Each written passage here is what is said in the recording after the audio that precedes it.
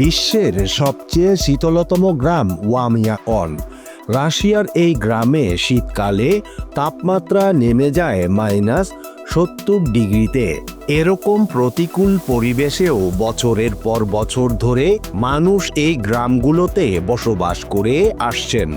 রাজধানী মস্কো থেকে প্রায় ৩৩০০ মাইল দূরের এই গ্রামটিকে পৃথিবীর সবচেয়ে শীতলতম গ্রাম বলা হয়।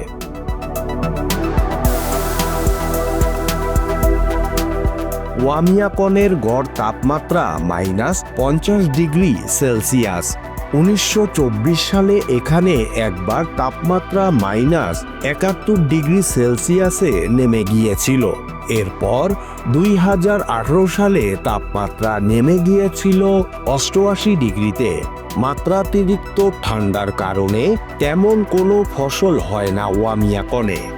বলগা হরিণ পালন করার কারণে মাংস আর স্যুপ এখানকার মানুষের প্রধান খাদ্য।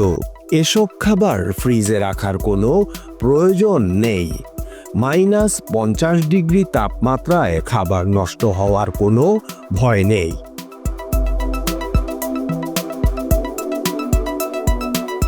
এই অঞ্চলের গাড়ি চলন্ত অবস্থায় না থাকলেও বেশিরভাগ সময় ইঞ্জিন চালু করে রাখতে হয়, তা না হলে অকেজো হয়ে যেতে পারে গাড়ি। এ অঞ্চলে ঠান্ডায় জমে মানুষের মারা যাওয়ার খবরও আছে। খুব বেশি একটা মানুষ বসবাস করে না এখানে। সব মিলিয়ে 500 লোকের বাস। জানুয়ারিতে সবচেয়ে বেশি শীত থাকে এই রহস্যময় ওয়ামিয়াকনে।